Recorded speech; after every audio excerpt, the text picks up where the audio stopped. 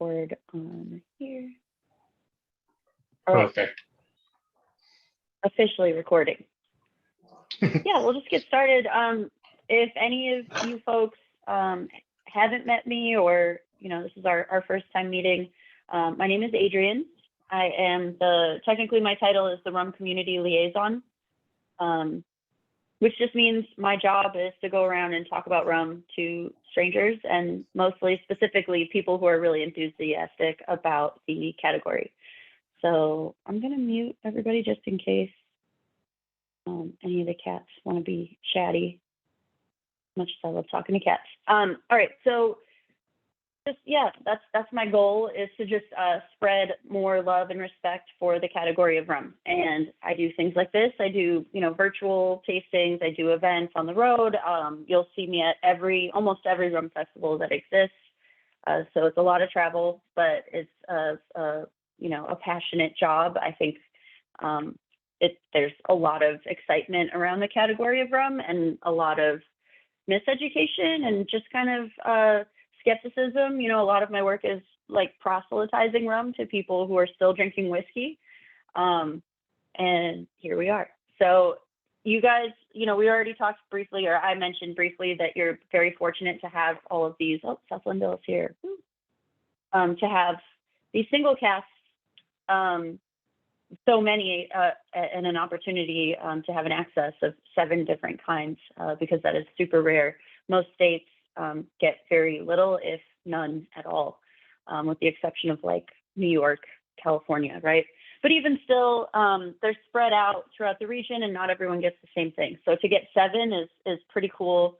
We're going to taste through all 7, starting with, I guess, what I consider to be kind of the lighter ones, and then move our way to the heaviest. So starting with Panama, but I'm going to share screen presentation. Which Panama are we starting with? Because we have the 2008 and the 12. Perfect. Okay. Yeah, 2012. So that's the yellow sticker, everybody. Oh yeah, they're color coordinated. Smart. That's the only one that we have double of, right? Yeah. Only double country, double origin. Yep. Thanks. Oh wait, Eric's in the waiting room. Hold on. Get him in. Yeah, if anyone has any questions, you can interrupt me. This is super informal. It's not, I won't be upset if there's any questions. You can also put them in the chat if you just want to write them down or save them for later. That's an option too. I love rum, and I know a pretty good amount about most of these places as I'm looking around at my bottles. So if you have any questions, keep me posted. And I'm going to share screen my little presentation here. Screen to share this guy. Hold on. Go.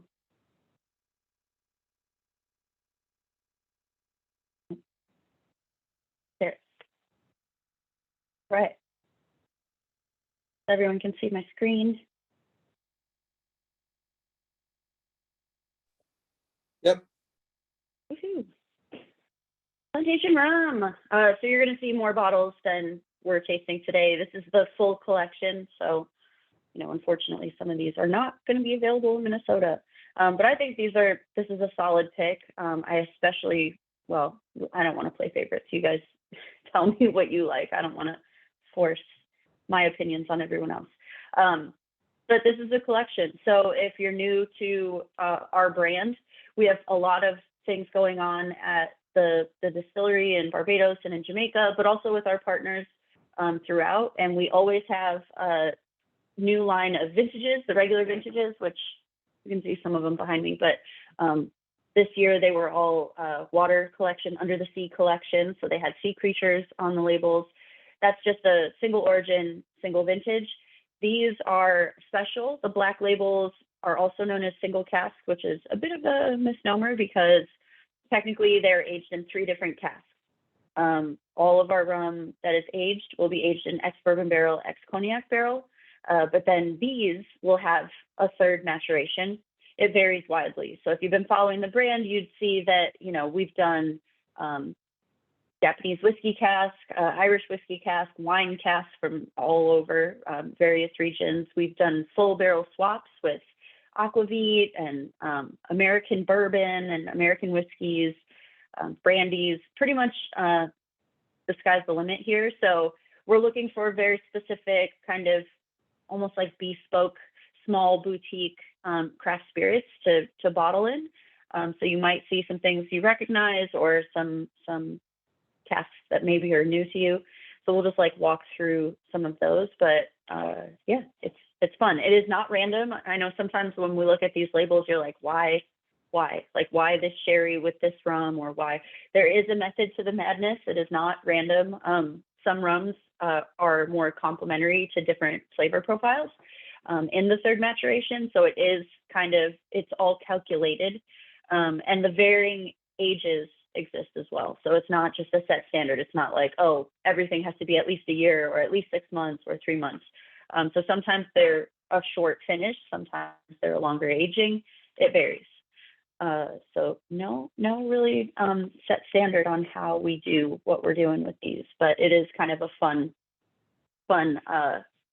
experiment. It's not really an experiment. It's just a fun journey for Alexander Gabriel to play around with rums and see how they can kind of shape and change depending on their aging.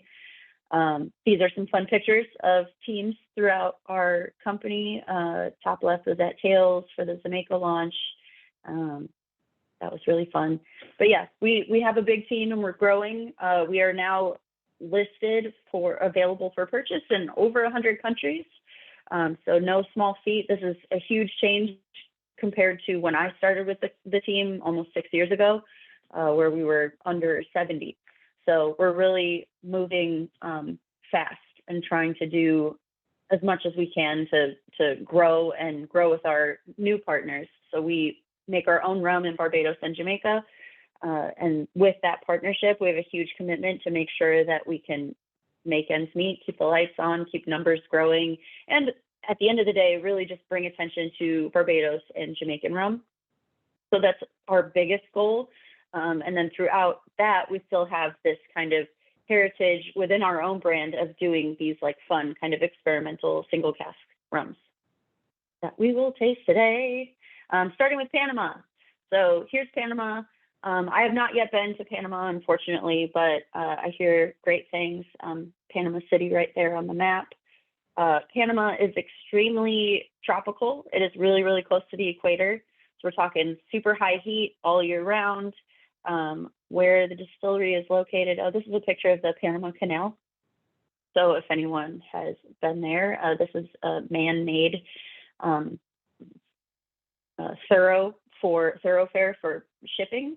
So it kind of changed the modern history of the world throughout the Americas, because it connects the Atlantic Ocean with the Pacific Ocean, kind of connects the North America and South America in trade. So it was pretty important. Been there since 1914, and we're thankful to have access to that.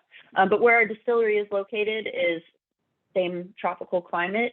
It's a little bit inland, so not high salinity in the rum, but definitely still lush. Anything that's aging there is going to be aggressive, really heavy barrel contact. They only have column still there. It is a multi-column still. So it's typically a pretty light style to begin with, which just means that you can kind of excel in your aging. I don't like to think that column still is better than pot still. I think you can make plenty flavorful and heavy rums with a column still. You just have to want to, honestly. If it's a multi-column like they do in Trinidad, which we'll get there, but you don't have to use all of the columns in your column still. If it's a multi-column, you can just do the one and make a slightly heavier, more bold style. But here, their style tends to be a little bit lighter. It says here they do make rum from sugarcane juice and syrup. You'll see it listed as honey sometimes. I'm just following marketing speak for some of these other brands, although we know that it doesn't come from bees. So it's not actually honey, but it is sugarcane juice syrup, which is great because it's more shelf stable. So as long as you have your own sugar source, that can be a very convenient source for rum production. And molasses, of course. So anytime you have sugar cane, you also will make a small amount of sugar or a large amount, depending on where you are. And they use all three sources, which is pretty cool. There's Las Cabras. It's a really beautiful region, as I can tell by these pictures. But like I said, I have not been. Parts of it are lush, and then there's also like microclimates that are a little bit drier. Where we are is definitely more lush. Not we, meaning I don't own this distillery, but this distillery is definitely more lush. So you're going to have that different interaction. Humidity means just like higher angel share, losing more of your proof. And the first one we're going to taste. I got my glass. I'm ready. I'm prepped. This is what the bottle looks like, just like in the picture. Nice purple labels. We try to color code all of the countries. So this code for Panama is always purple. The vintages usually reflect the same colors. So if you see them from afar, even if you can't read the label from like a back bar, you're like, purple usually means Panama. There's a different shade of purple for Peru. But this is the Panamanian rum.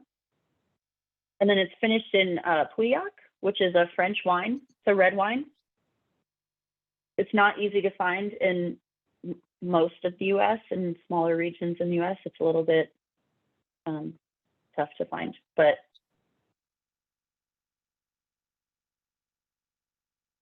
I have a question. Has anyone had this kind of wine? Oh, yes, please.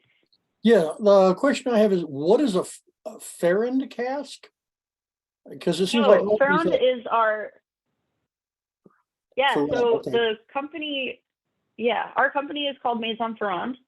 Ferrand is a historic cognac name.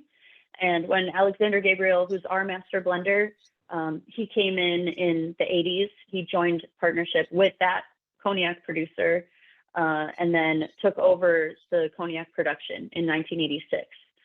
So Alexander Gabriel is not a Ferrand descendant. He just took over production and then launched a gin brand called Citadel in 1996. And then in 1999, launched this brand. But Plantation Rum has launched almost kind of by accident because we were suddenly requested by a boutique retailer who said, I really like this rum you've been showing off. And Alexandre was double aging rum. So he had a rum, which is not a practice that we've invented. And now for sure, you'll see all kinds of rum producers and other spirit producers experimenting with doing a second aging.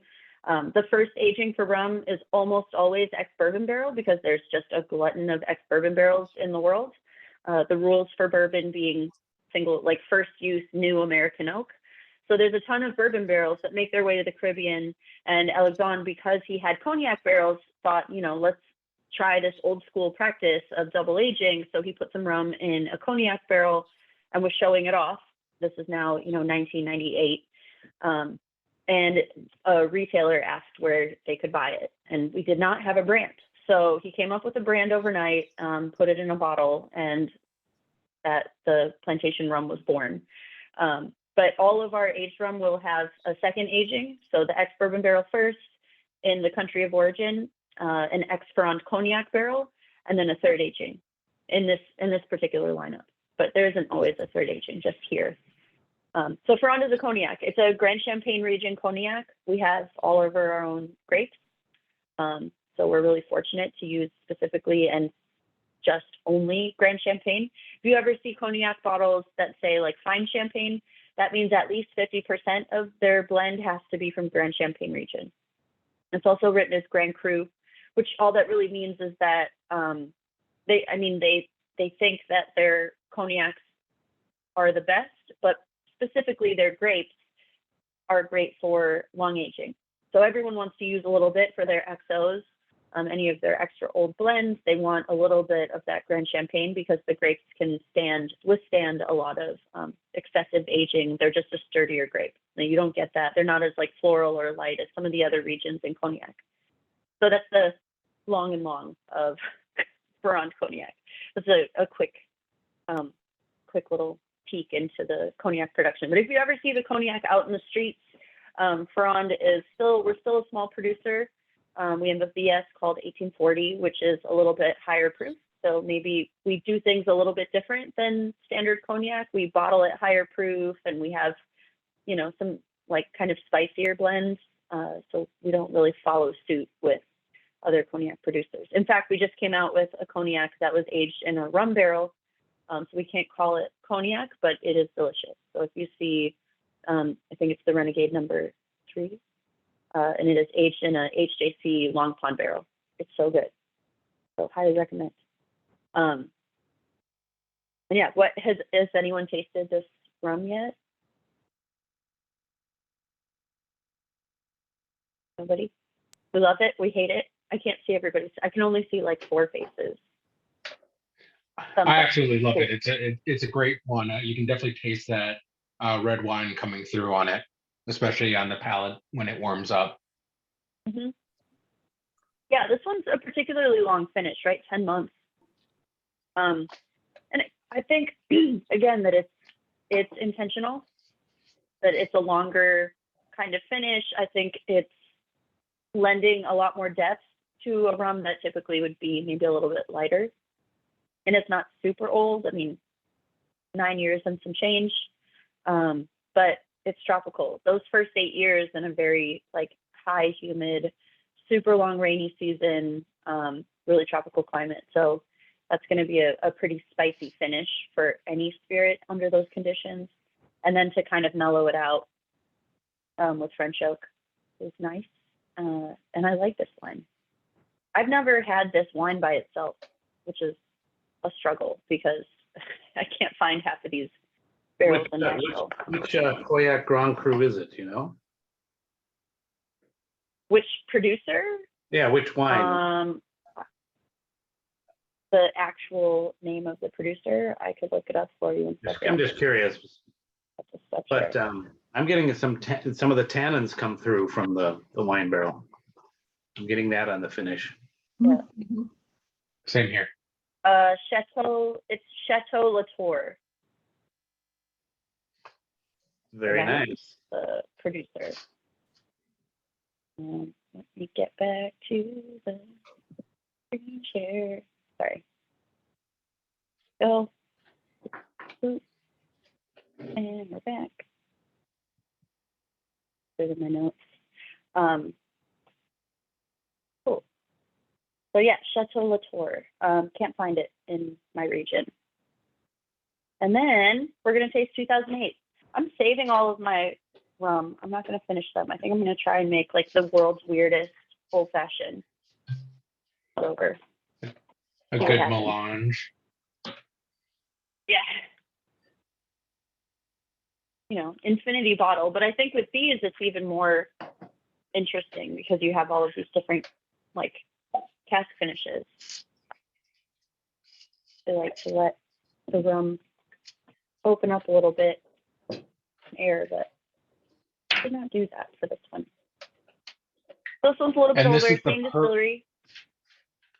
The purple sticker for everybody. Oh, purple sticker. Super.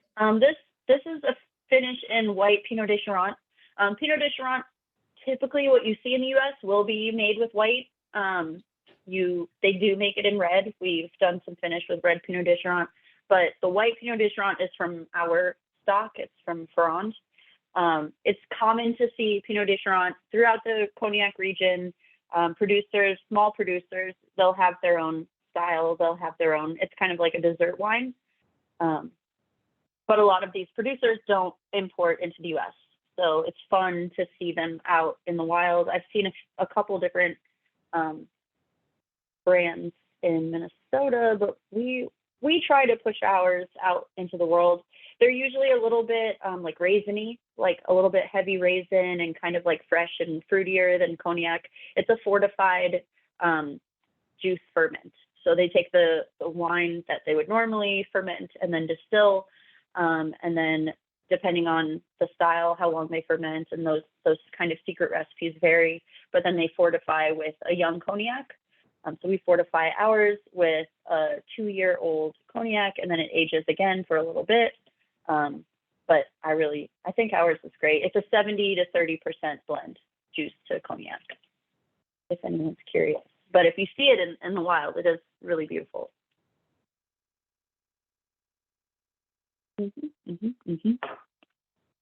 Oh yeah, getting that raisiny goodness.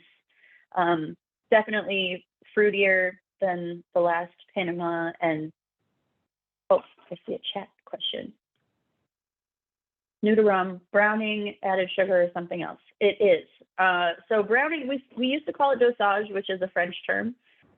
We call it browning now because our partners in the Caribbean say that that's what they call it. So we're like, oh, okay, well, we'll just use your terms, specifically, especially when we're talking about our own rum in Barbados and Jamaica. So we are using their terminology. It's technically a cooking term. In the Caribbean, it's usually applied as a cooking term, but and same for dosage. We use dosage in France for all kinds of things. Historically, you know, for champagne production and other wine production, and cognac almost always has some dosage. So it just varies, and we pick and choose. I mean, it's also not random, but we add dosage here and there. So this one's 5 grams per liter, which this isn't a liter bottle, so it's less than 5 grams, but it varies. So that would be a toasted sugar. So it's not like a chemical or something. We're using actual like cooked sugar. And then if anyone else, these other notes, if you're new to rum, volatile compounds are the aromatic flavors of rum. It's the aromatic compound number. So it's measured this way, grams per hectoliter of pure alcohol. The esters are inside, they are included in volatile compounds, but esters can be measured to create specific flavors. So if you're looking for, you know, in rum, it's usually fruity flavors, but commonly pineapple and banana, sometimes Laffy Taffy, esters range. They also change after distillation. So, you know, you might, especially if you're into Jamaican rum, you see these marks have to be registered by the government, and it says, oh, this rum has, you know, usually is registering at 150 esters or 250 esters, but then you get a bottle that's 20 years old, it's going to be quite a bit higher. So esters grow and change as they age. So something to note, older it gets. To put that in perspective, vodka, right? Like everything has volatile compounds and esters. Vodka would have like less than 60. So very light. But that's the point of vodka. We're not here to talk about vodka. We're going on to Trinidad. Yes. Thanks, Roy. And I don't know your name, but nice. Roy, is that your lovely lady? Hello. Yes. Yeah, Mary. I love how festive you are. I feel I like the last 2 days I've been going to like social events and wearing all this like fun Christmas gear, but I didn't do it today, and now I feel bad. Are there different esters and different flavors that they impart? Yes, Brennan. There are different esters, and they do impart different flavors. There's an ester that just tastes like nail polish. There's one that tastes kind of catty. There's one that tastes kind of lactic, you know, like a little bit creamy. The ones in rum are typically fruit forward, and really good distillers know how to dial those in. So in Jamaica, they are like the masters of dialing in specific esters. If you ever get a chance to try like single mark, they call their distillates are called marks. It's just a recipe, and every distillery makes a handful of marks. It varies widely, but let's say a distillery makes 15 different things. Everything that they make, those 15 recipes all have to be registered with the government, and those are their marks. The marks are usually sold through their own brands as blends. They'll do a blend of multiple different marks, and that's what you usually get to market, right? Like Appleton is not a single mark. Appleton is a blend of multiple things that the distillery makes. But a lot of bottlers now are showing off the different marks from these distilleries. So we'll taste this, the Jamaica, the VRW is a single mark from Long Pond.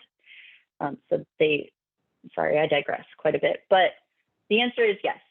Different esters, do impart different flavors. I can maybe forward Chuck or crew, like I can forward you some information about specific esters because it's pretty nerdy. They all have like really complicated names, so I try not to That'd be memorize great. them on purpose. Yeah, but I'll send it to you. It's laborious to memorize them, and typically there's a lot of common ground in ester counts for rum. Like there's kind of like the big 4 or 5 esters that you're going to taste throughout. And then if you taste some of the other ones, it's a mistake. There's like some off flavors that you might find from bad esters in rum. So here's Trinidad. We're pretty close to Trinidad and Barbados, but this again, like, yes, another tropical climate, also very heavy rainy season.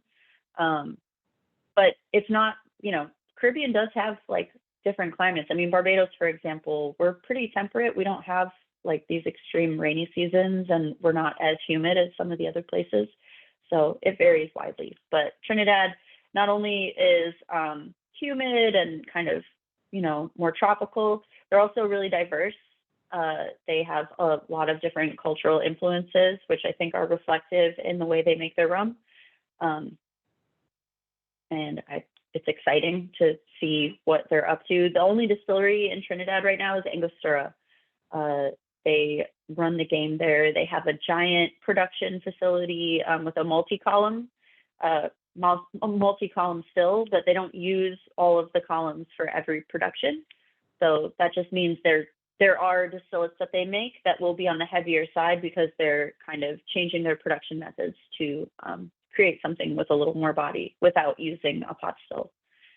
Pot still is the classic method of all distillation, and specifically in rum, a lot of producers kind of went away from making pot still rum and after its kind of invention, and certainly like by the early 1900s, a lot of producers either stopped using pot still altogether or used it in much smaller amounts because it's not as efficient. It takes a lot of energy, and these countries have to outsource energy. When we're looking at like resources and you're a small country, a small island, you have to be very careful about how you spend your resources. And column still is easier on the environment that way, that you don't have to pump it full of heat. If you ever go to a distillery and you see those like jackets on the still, those are to preserve heat. So a lot of this equipment, especially like more vintage equipment, they start to not hold heat as well, and that's a precious resource. So anything you need the heat to help with the production, so they cover it in these like kind of steam jackets. They look like little still koozies. So that's what that is. If you're ever like, why is there like this weird insulated looking koozie on the still? But we're just trying to preserve some heat. It also helps if you're walking around the distillery because it gets really, really hot and you're like, wow, it is 1,000,000 degrees. It's already 90 degrees and now it's 1,000,000. So that helps create a little barrier for all of the folks working at the distillery. So here's another beautiful picture of Trinidad. We're all jealous. Get me to Trinidad. So yeah, this is, like I said, they can make really, really high distillate up to 95. Well, they could create fully neutral, but they do make lower ABVs, and those are the ones when they're using just one column and intentionally trying to make something a little bit heavier, not stripping it fully neutral. But they excel in their aging. They excel in kind of like their style of rum for that reason. They have a long history of rum production. That's the team. That's Alexandre right there. See him. That's our master blender, and that's Andrew Hassel. He's in charge of the distillery in Barbados. So they're just hanging out in Trinidad, talking rum. This is the one we're gonna taste. Wait, I didn't even pour this one. Whoops, I'm behind. And just to let everybody know, Is this this is one the color lighter coded? green. Yeah, the lighter green one. Do you intentionally make them color coded with the bottles? I tried to match it as well as I could. Ah, smart. So the Some distillation people year say. is 2011. Yeah, some people say. I would say so. So this one a little bit heavier, right? We can tell like the volatile compounds 552, so it's going to be a little bit heavier. Not to be confused with like funky heavy rums from like Jamaica, Guyana, but it's definitely going to have more of a kind of spicy kick to it than some of the like Panama we've had. Shorter fermentation. You can distill mostly after 24 hours. You're just waiting for the wash to bubble enough to be able to distill. Trinidad typically is like averaging 2 to 3 days. It's not an exact science. Fermentation can change depending on climate, or, if it's like not hot enough outside or too cold, or maybe the wash is going off, or you need to course correct some of the yeast. That changes. So it's never just 2 days to 3 days. It could be 1 to 4 days. It could be 2 to 6 days. It's not really like an easy way to exact that number. But Trinidad does not like long fermentation. So we'll taste the difference of long fermentation when we get to Jamaica, Guyana, etc. We've worked with this third maturation. So we're doing 9 years bourbon barrel, 1 year Ferrand cask, and the 3 months in Sauterne. Sauterne is a dessert wine. Really beautiful, really small production too. So it's not the easiest to find in the US.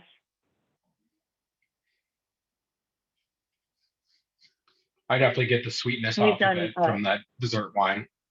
Mm-hmm. Yeah.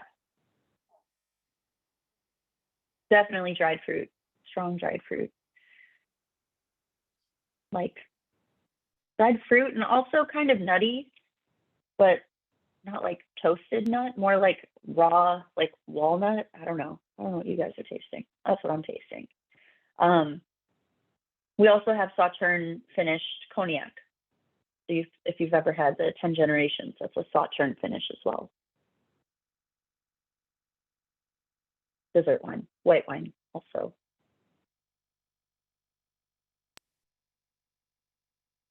Love it, hate it. I feel like there's so much like quiet time. I don't want to rush everyone in their tasting and like rapid fire, but we could, if and that's what you're wanting to do. What do you guys think? I'd love to hear from some of you. I find it tasty. It was a surprise 43%, and was wondering if it's going to be a bit sweet, but it's got some good flavor there. Yeah, I agree. It is kind of a flavor bomb. And I've noticed your trend. All of them are aged in wine barrels from wines that we can't get in the US. Yeah, you can, just not everywhere. Like Chicago, you can find some of these for sure. Like when I lived there, it's still not easy, but there's definitely stores. There's definitely like boutique shops you can find these things. Nashville, no. Nashville liquor and wine market is dire. So, I have Pinot de Toronto because we make some, so I have my own, but I don't, I'll never find another producer. Pauillac, I went to a wine shop because I wanted to get all of these finishes and taste them by themselves, and they were like just bemoaning how hard it is. They're like, yeah, I've been trying to get Tokai, and I've been trying to get Pauillac, and they're just like they need help. They need suppliers to try to like force distributors to bring it in. But at least in Nashville, you can order things. I know, like, I don't know, can you do that in Minnesota? Are you allowed to like deliver booze into Minnesota? So we can't get it shipped here. We can't get it shipped here. We can get some wines can ship in. Hard liquors can't. Beers are iffy. Anything can go technically, legally, we can get anything. I've had stuff shipped to me many times. Okay. But it's one of those that through the legal standards, no. It's the only way to do it is to have it shipped to a liquor store. And then the liquor store has to pay the taxes off of it and then sell it to you. And then they still have to register it with the state. So for a bottle, it can cost up to $150 extra. So most liquor stores don't even mess with it. Yeah. I found one place in Florida that ships to Minnesota, and I don't know if they know it's illegal, but I'm not gonna out them right now because it's very handy. Yeah. My kind of operation. Right? Yeah, Tennessee, you can. it's not very difficult, but yeah, it definitely costs money. It's not cheap to ship from these other states, but I've done that. There's like stores in New York that we've used, but I've never bought any wine to be shipped to me. I don't know why. Maybe that's my new thing, is to find all of these wines. Some of them I've tasted before. I just don't have like a fresh memory on it. But they're all really interesting. I mean, Sauterne is delicious. I've enjoyed many glasses in France because it's everywhere there. They know how good it is. They always know. I think it's good with this Trinidad. Any of these like lighter styles, I think like having a subtle wine finish is more beneficial. Than we're going to get into things that are finished in like, you know, peated Scotch or peated whiskey. And then we have, the single malt whiskey from France, which is really, really good. I hope you guys like that one. Oh, I'm missing a bunch of questions. All right, hold on. Comments. Trinidad is slightly lighter, greenish, thicker. Oh, yeah, sorry. Just catching up. Almond patties, yep. Yes, yeah, let us know. Bring everybody wine. That's important. Does Colorado have good wine business? I feel like this would be really good in a light rum old fashioned with like a honey as the sweetener. Yeah. Oh, think about that. I think this would taste good in like a lemon cocktail. Or that. Like something with lemon, something. What's up? I didn't see who was speaking. Someone making a cocktail comment?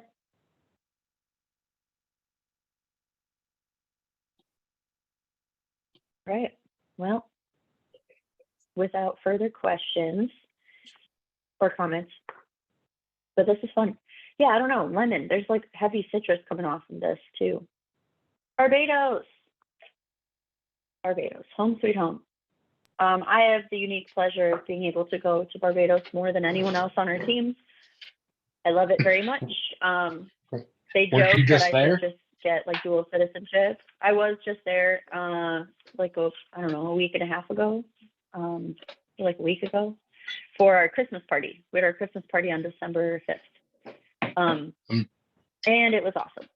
But this is my that's where the jealous distillery face. we're right next to the beach. Yeah. It's a good time. But you know, it is important. It is pretty important for me to stay close to production and get to know what they're up to there, because I'm the conduit for all of that education and all of the information to the people. So I'm certainly, you know, we can connect with production, but I can't give out their emails to like hundreds of people on every visit because they're busy and they can't really like answer all of the questions. But it is what it is. Like we try to do calls with the team, and I'm working on getting some more of the production team to seminars. So if you guys find yourself at the like Miami Rum Congress, we'll have some VIPs there. Our fermentation manager and our master distiller will be in town. The NRJ is going to be there. If you guys have time in February, it's going to be a pretty good set of seminars, and they're kind of changing the format a little bit this year too. So if you're free, I think it's February 10th through the 12th. That weekend, Friday will be like seminar days. Saturday will be some seminars and also the grand tasting event. And then Sunday will just be kind of like hanging out. But because all of these VIPs are going to be in town, they're going to have programming throughout Miami. You know, bars, they're going to like pop up at different bars and do some cool stuff. So if you happen to be in the area, do join us. Hey Chuck, was that Barbados rum, the orange one? The Barbados one is the orange one, everybody. Gotcha. Yeah. And then the Jamaican is the red. It's orange. Confusing. I know. Yeah, especially if you're colorblind, right? Like orange and red might look very similar. You'll taste the difference though. Jamaica versus Barbados for sure. So that's our distillery. It is quite elderly. Our distillery has been around since 1893. We famously have some very old stills. The one on the left there is called the Vulcan. The one on the right is the Old Greg. Both of these stills are from the 1800s. They were purchased in, well, different times. The Old Greg was purchased in the 1950s, the Vulcan in the early 1900s, and they both still work, which is shocking. The majority of the pot still rum that goes in the West Indies Rum Distillery blend is coming from the Greg Farm. It was named after the Greg Farm plantation in Barbados, and it closed down, and they sold the still to us in the 50s, 1953. This is a picture of our vault. It is across the street from the street. It's across the way, I guess. It's like 10 feet across from the sensory lab. But it has all of the minutes from the distillery since 1893. Every product we've made, it also includes some information about just general like purchasing. We used to make rum for a lot of different brands throughout the country in Barbados, and we have all of that information. We've now kind of partnered with the government of Barbados so that they can have access to all of this information, because we acknowledge that it's not just ours. It's like should be shared with actual Barbados heritage and true rum history.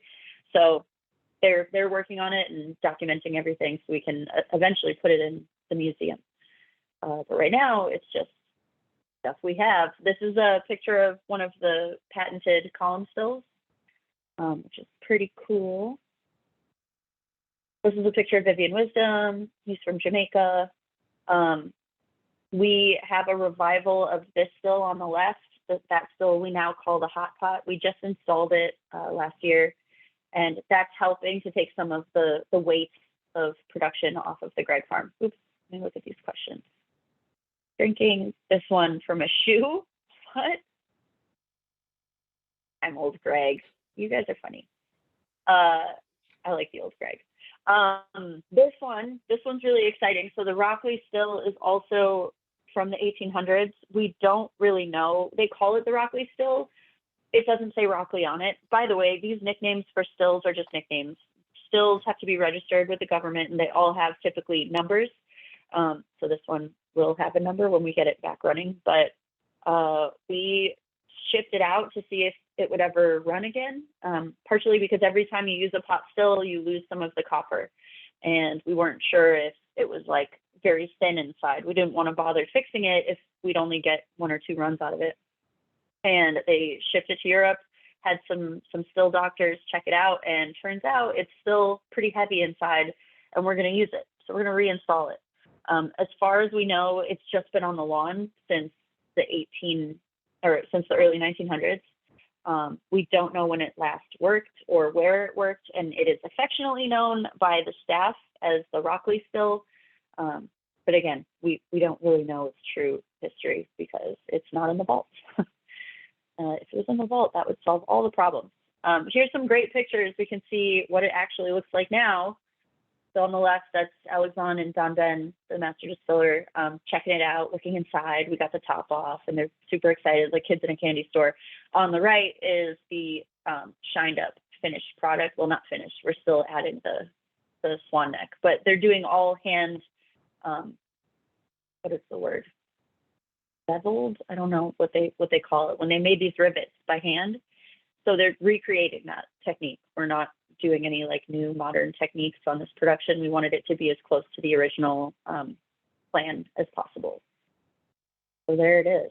And the update on the Rockley is that it's going to be shipping in January. We should be able to run it by February. I'll let you know. You'll see it, I'm sure, in the forums and stuff if we ever get that running in February, and hopefully I'll be there and I'll get to just have first drops. So my own personal thing to look forward to. Love the. Are you guys going to plan about doing a single run from that and tasting that out? Of course. Yeah. Yeah. What I currently have, and we can schedule something for the new year. You guys can see these bottles on my right, I guess, whatever side that is.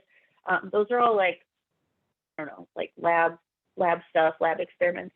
I've been doing a series of educational events where we get to taste distillates from each still. So same wash, but different distillate from the Greg, the Vulcan, column still, and not the column still because that's a different wash, but all of the pot stills. So Greg, hot pot, Vulcan, technically a chamber still. I digress, but it's been fun. They all taste very, very different. So We're things to definitely look down forward for to, that. but we can schedule something like that. Yeah, we'll definitely do that when the new year starts. Maybe, I don't know, maybe February, March, something like that. January is already Sounds good. pretty crazy. We'll plan something out. Also, like, winter in Minnesota, like, I gotta say, not a fan. I already have to go to Connecticut in the winter, and I'm like, man, my flight's probably gonna get delayed or canceled or who knows what, but we'll see. Fingers Come on, crossed. it's only going to be like Um, 5 inches of snow tomorrow, and like it's only -2 or 3 right now with a -40 wind chill. It's not that bad. -2. I got rid of my winter coat when I moved. I was like, yeah, I'm not going to need this anymore. Bye. And now I'm going to New Hampshire for Christmas. So I am coatless. And I had to move my flight because everyone's worried that the flight will get canceled because of the whatever cyclone or bomb cyclone or whatever they're calling it that's coming through the Midwest. So as soon as I land, I have to go to like a LL Bean and try to find a coat or something. I don't know. Like, this is my life. I'm not prepared to be an adult. But I'll just wear a bunch of sweaters. I got a lot of wool. It's going to be fine. There you go. Yeah.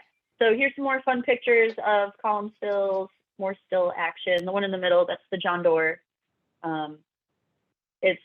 It's a workhorse. It's multi-column, but we can kind of retrofit it to use to pull from different heights on the column, pull from different plates, and make heavier rum, which is awesome.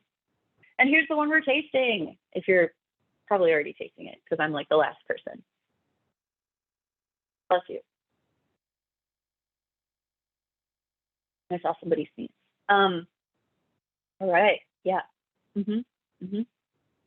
Yep. This is the second time I've tasted this one. It's very good.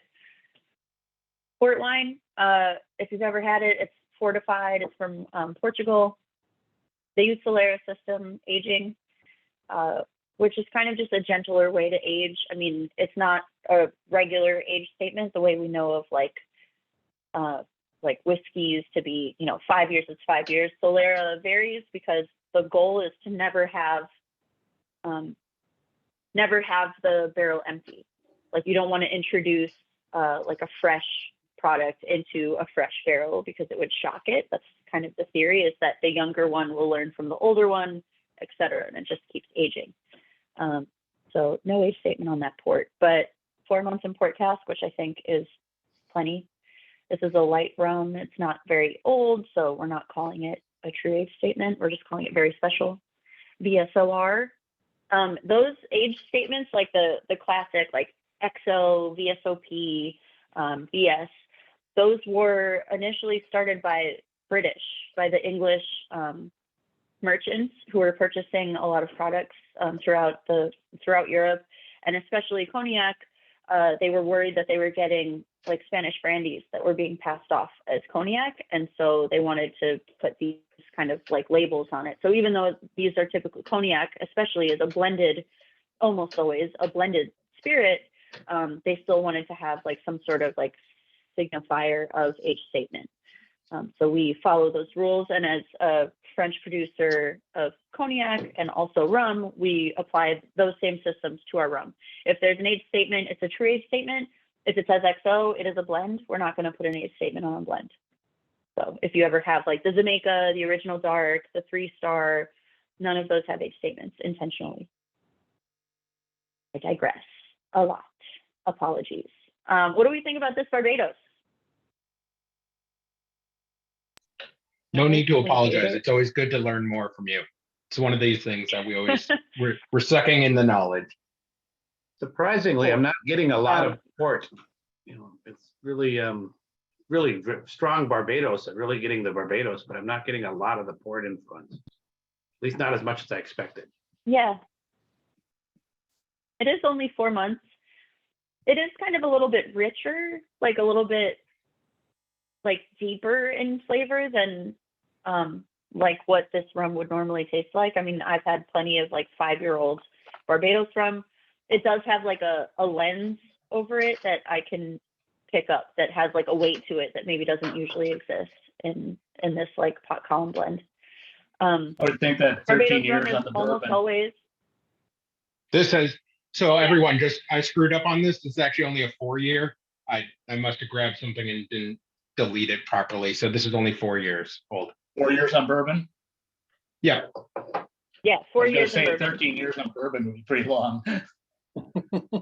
As much. Like, yeah, that would be very, very oaky for something aging in tropical climate. We have a couple different aging warehouses in Barbados. So obviously all of the Barbados rum that we work with now moving forward will always be from the West Indies Rum Distillery. Previously, we've worked with Foursquare, although those were, that was back in the day when we didn't have our own production. So we're not using Foursquare rum anymore, but a lot of that rum was going into the 3-star and some of the other blends. So now moving forward, everything will be from our distillery. But Barbados rum in general is going to be a blend of column and pot still almost always. It's rare that you will find just pot still. I think that's changing. I know certainly we will be changing that very soon. We did launch an extreme, I don't know where it is, it's back there somewhere, but we launched an extreme this year that was Barbados 2000, and it's all Greg Farm. So super cool to like taste something different from Barbados, to have just the pot still isolated.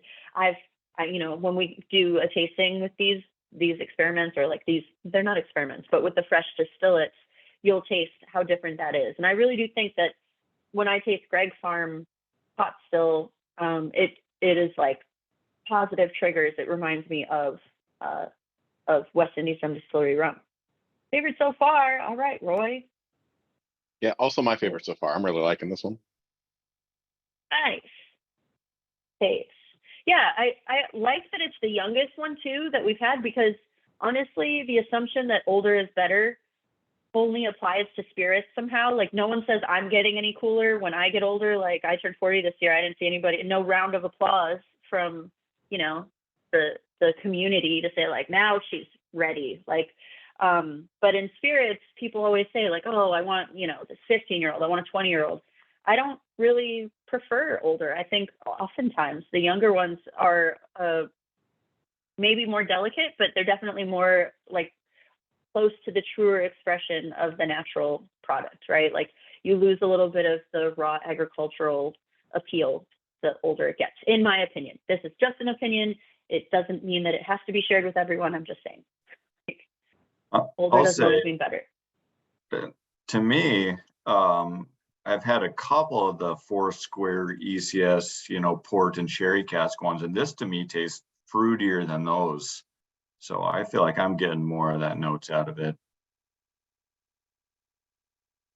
Yeah, definitely fruitier, and part of it is the aging. I think Bajan rum in general has like a lot of coconut note to it.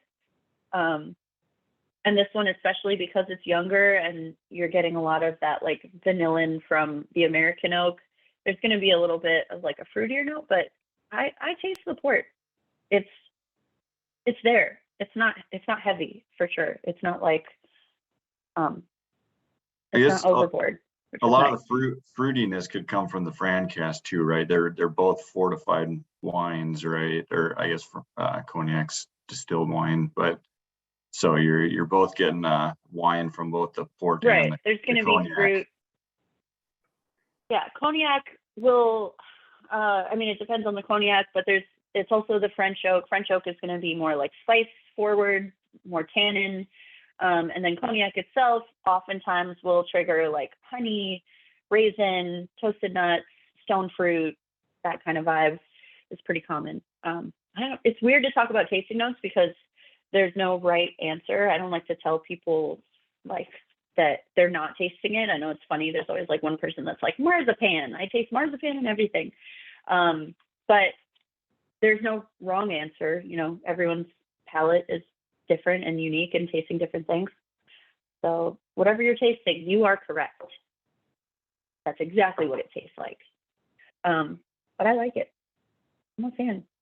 I was not, you know, I just wasn't sure how I was gonna feel about it. Maybe it's because it's called Very Special Old Rum. I'm just like, what is that? We haven't done that in a while. We've done it a couple of times. We did it with the Guatemalan last year or the year before, but sometimes it's like part of that marketing. Like the words on the bottle are distracting me when I want to get to the matter of the taste. I don't know. That's my opinion. And then we go to Jamaica. Woo-hoo. Has anyone been to Jamaica? The red one for everybody. Red. She's red. Like this. And the sticker's red too. Yep. So let's do red for Jamaica. No, haven't Um, haven't been yet on my list for sure because there's too many good distilleries down there not to go. yeah. Well, the Romeliers are going this coming year in November. I don't know what that organization looks like or how to get invited, or maybe just take the test. I'm not really sure. I'm meeting them there. But if you guys are Romeliers or you want to be a part of that organization, you should check it out because it's going to be really a cool. cool tour. Is that like a Greg's- sommelier? Yeah. Sommelier for Yeah, rum? it's pretty much Right, for rum. so it's for rum. I'm actually friends with Greg, who's one of the founders of it. Cool. And if you guys want to get connected in with that, let me know. I can definitely connect you with Greg, and they do some awesome trips to Barbados and to other countries, and Jamaica is one of them that they're looking at. Yeah, it's official. It's being booked. So Awesome. sometime November. I can't remember the exact dates. I think it was second week November. But yeah, they're gonna, I'm sure, go to every distillery. So it's gonna be worth it. Jamaica, because of the way it's laid out, I mean the roads aren't great, so you really have to spend at least a week to see everything if you're trying to do all the rum tours, because it takes a while to get to each, and then you want to really take your time while you're there. But if anyone does go and you want a tour of Long Pond or Clarendon specifically, let me know and I'll make sure we can get you in. Neither of them are really open for general tourism. We don't have like flashy, tourist ready facilities. So it's just a matter of getting a guide. Someone from the distillery is going to have to like walk about and show you everything and make it special, but still worth it. Clarendon is more modern, and they have column distillate, pot still. They do long fermentation, short fermentation. Long Pond is the old school one. That's the one on the top left there. I use my little pointer here. This guy. Really old. It's the same age as Hamden, so almost 300 years old. They're both in Trelawney. So we make a point to notice that northern style and southern style rums taste different. The northern style is more Trelawney. Trelawney is known for being really funky, really heavy, and doing longer fermentation. So those two distilleries, they've changed for sure. They're not like stuck in their ways, but the systems for fermentation are classic methods. So we're looking at, dunder, muck. There's Alexon next to some wash, some dunder pits. So this is in Long Pond. Dunder, if anyone is unfamiliar with the term, it's kind of like a highly acidic pool of matter.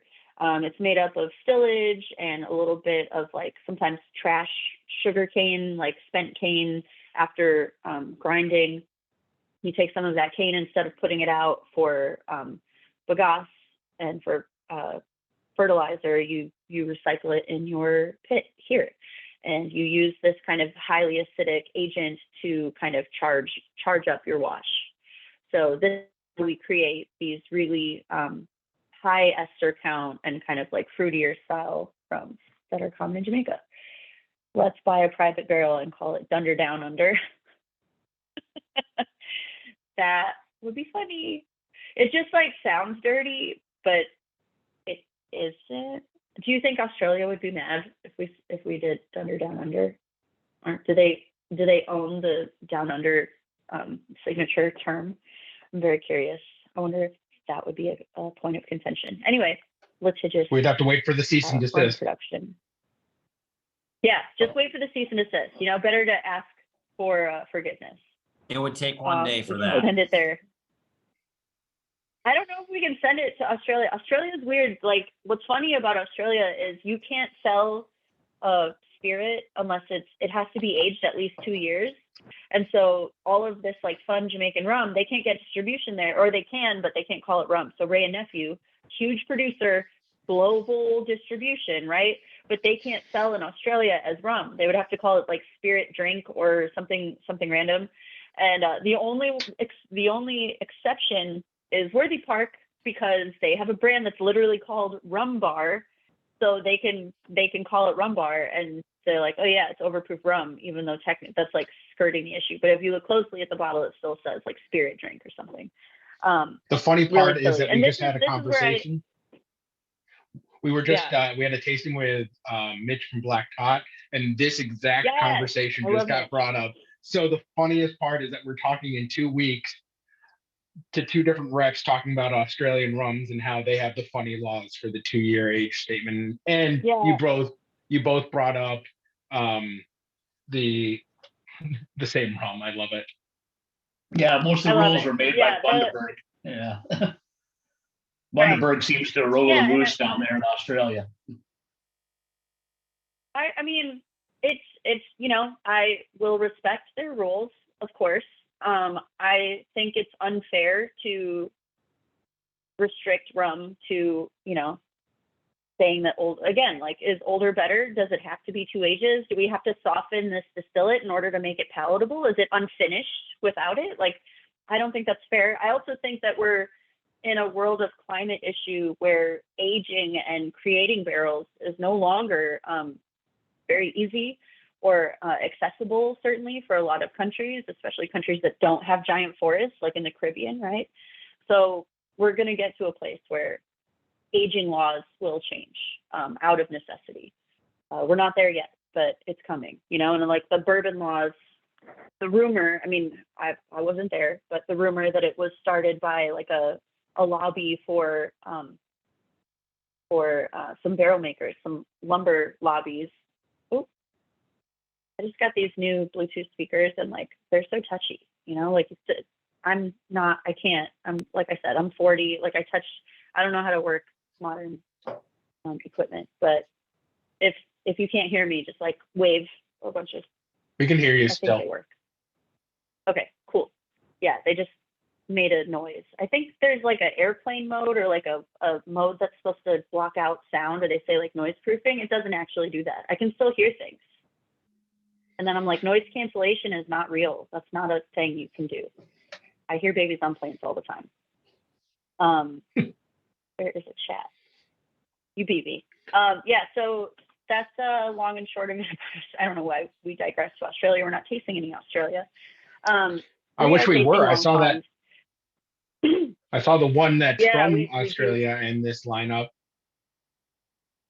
We do have one from Australia, but honestly, I think the Fiji is better. No shade, but I think this Fiji is really, really good. So, if you see the Australia somewhere in your travels, pick it up or try it. But I really do like the Fiji. If I were going to pick one, I would say Fiji. So yeah, these are some of those trigger flavors that we get from the esters in long ferment in Jamaica.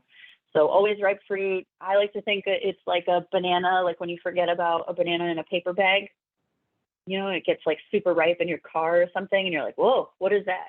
It's not bad necessarily. It's not like a bad smell, but it is strong, and it is very like pungent, overripe. And that's what we love about Jamaican rum. These 4 categories are the classifications of Jamaican rum. Within these categories, there are different marks, ester ranges, right? Like I said, every distillery has their own proprietary recipes. And so, they might make 3 different marks that all qualify as common clean, right? Or they make a couple, like 2 different marks that are plumber style. So it varies.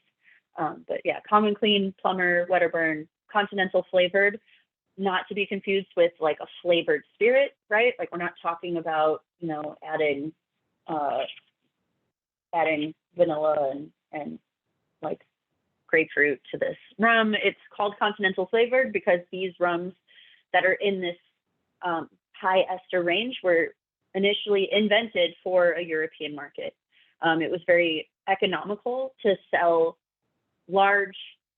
smaller quantity of rum, but a higher concentrate of flavor, so that the European market that they were selling it to could use it for making perfume, making liqueurs, just kind of like using a little bit, which would go a longer way, right? And also the tide houses in England, a lot of those tide houses, a lot of those taverns had their own recipes as well. So they would buy bulk rum from specific producers. They just say, I want this particular mark, you know, and then they would blend it themselves, and they had their own recipe.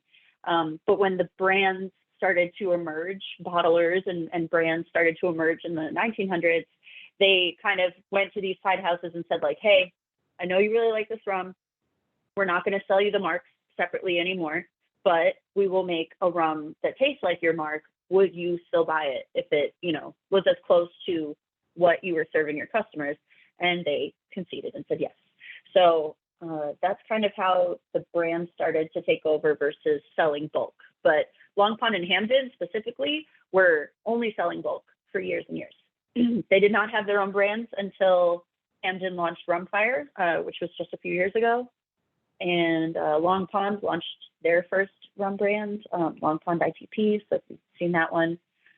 They also had Money Musk at Clarendon, but Long Pond never had their own brand. So very recent history for both of those distilleries who have been around almost since rum's inception. Here's some fun pictures of Clarendon. They do have pot stills. Also have Adrienne? Yes. Can you talk about flavors and profiles of 1600 and over though? That's forbidden to go outside. So they're challenging. If you've ever had, they're so gross. I don't want to like, these are blending agents, right? Like rum nerds will get really excited about finding these bottles in the wild. I have a couple on this over here, but on the bottom shelf, because I don't want my roommate to accidentally drink these things. But the distillery knows them as blending materials, right? Like this is a really high ester, supercharged, funky distillate. Sometimes they taste like rotting hay. That's like as best as I could describe it, like Tech or Tekka. These marks are really challenging on the palate. We're talking serious palate exhaustion. I only have them at still strength, so I don't know what they would taste like aged, although I've seen bottlers that have them aged. They're not going to mellow very much. They're already super, super funky. So while we're tasting this BRW, we can like already taste something that has a lot of body and a lot of flavor. And then to imagine what that would taste like times 3, right? Or 4. Like if you've ever had Rumfire by itself, I think that is a single mark from Hamden, and it's, I want to say 500, no, maybe 450 or something. It's the HLCS. And if you've had that by itself, multiply that by 3. That's the highest mark coming from Hamden, and it is not really, I mean, technically drinkable. You won't go blind, but it's not pleasant. So yeah, I've had some that taste like rotting hay, one that tastes like really, really bad body odor smells. So yeah, that's what it is. But I've tasted one that tasted like a burning car tire that I couldn't get rid of for 15 minutes after drinking it, eating cheese, and it still was there. It was terrible. Yeah, they're not for the faint at heart. They're an experience, but I would not encourage people unless they're down for that experience, because yeah, they'll take the taste out of your mouth. You will be tasting that for a while. That's what they're meant to do. I mean, I'm telling you, perfume companies use these distillates. Like they are intentionally made to be really, really high octane, aggressively flavored. And it was a part of the idea was that you could sell more of the concentrate and not have to pay a hefty tax. Germany, which is like was the biggest producer or biggest purchaser of Long Pond and Hamden bulk rums, they imposed a very heavy tax on Jamaica. So it was no longer as economical to sell these like lower ester marks to Germany because it was expensive, right? You pay for the volume, you have to sell more, and then you have to pay for that. So they, to compete with other markets, specifically Martinique, which was making Grande Rome and didn't have to suffer these taxes because they're a part of the EU. Anyway, Martinique is a part of Europe. They didn't have to pay these taxes. So Jamaica was like, well, we can do that. We can make a supercharged, crazy, funky rum and just sell less of it, right? It's a rum concentrate. So they call it continental flavored. It's not technically flavored or anything, but they sell them to Europe for all kinds of purposes. But one of them is perfume, which is not edible. I would not drink perfume. I also would not enjoy a glass of Tech, TECC, if anyone's looking for that mark. You'll find them in Europe occasionally. You won't go blind. There's a motto. It's liquid. So yeah, I mean, maybe if I come visit, I'll bring one of these like god awful distillates to taste solo. They're really funky. Or we could just like, even if you just smell it, like there's just like an experience, you know? So yeah, Come like, ruin our we're looking at palates. this one, yeah, just ruin our palates. We'll do it at the end. Literally at the end of whatever fun we have, like happy hour eating, literally the end. On your way out, I'll be like, and goodbye. We'll just like put a dropper in everyone's mouth. Or if you could use it almost like a bitter in a cocktail, though, you know, just like a last one drop cocktail. Yeah, a little dasher. I've not experimented with that, but you could. Yeah, certainly. It's an interesting ingredient, but not all high ester things are that aggressive, right? Just the really, really funky ones. I don't know why legally you can't go higher than 1500, but that's the law. That's meowing. She's fine. She must be awake. So Jamaica. I had a Trelawney. Distillery. Oh, sorry. You what? I had a Trelawney recently that was very high, and it was fine, but at a certain point you almost can't taste beyond a certain level of ester, and then everything above that is lost. And that Trelawney was kind of like that for me. Trelawney, that's what they're known for. And if you're on the island, you'll notice that the locals are drinking what is a part of their region, right? Like Appleton is everywhere, of course, because they're huge, but you'll find rye. Nice. The like preferred style varies depending on where you are in the country. So the preferred style is for people who live near or in the Trelawney region, they want these higher, funkier rums. So you'll see, I have a bottle, can't see any of my bottles, but I have a bottle of a rum called Charlie's JB, which is another like Trelawney blend of different distilleries, but super, super funky, high ester, unaged rum, and then Rumfire, which is like the other. Rumfire was to answer the call for Charlie's JB. Hamden was like, well, we're going to make just ours instead of blending with other producers. Oh no, now my earbuds are like warning me that they're dying. Anyway, long pond. So this is the VRW. This is a single mark.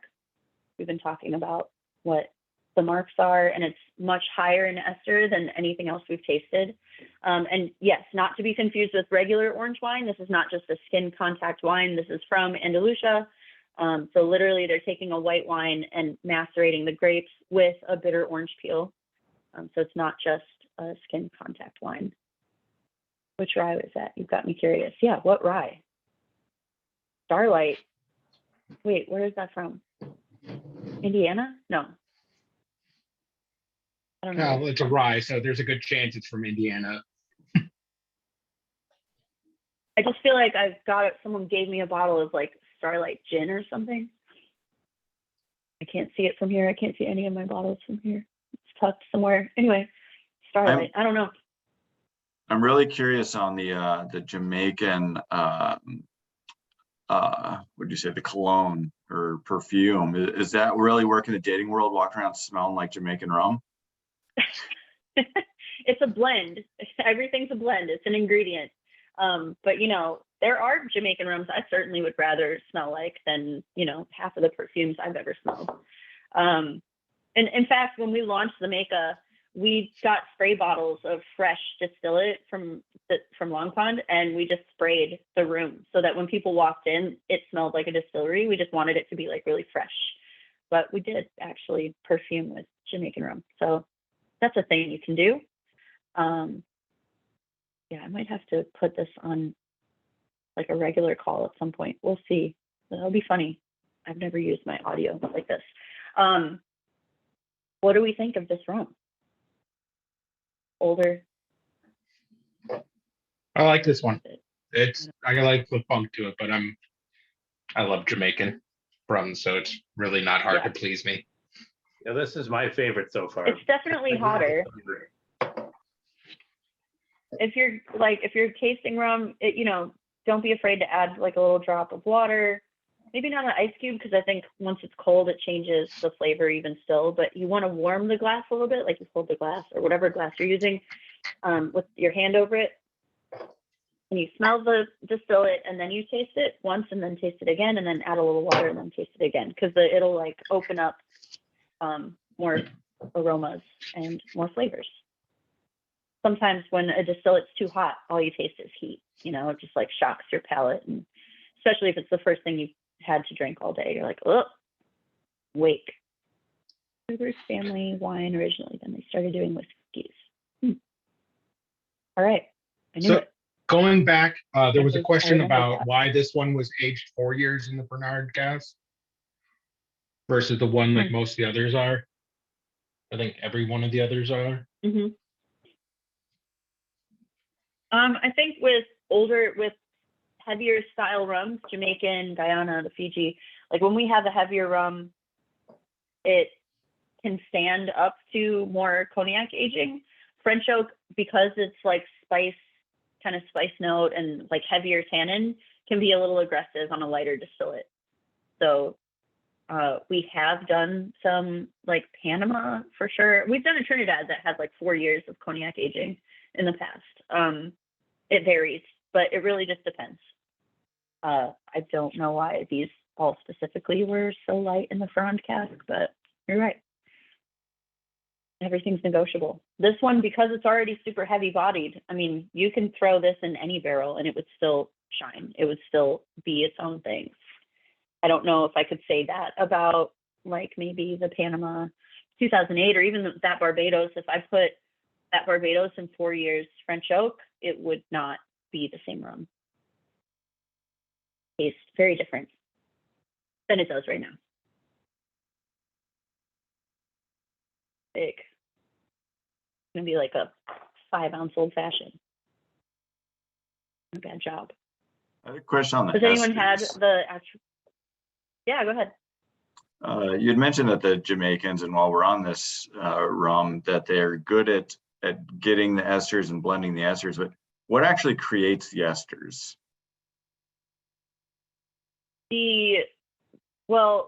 Yeast, technically, like the way that fermentation works. So to make wash, all you need for rum is your sugar source, either cane syrup, molasses, water, and yeast. In Jamaica, specifically in Long Pond and Hamden, they're using all natural yeast, and the yeast can be either budding yeast or fission yeast.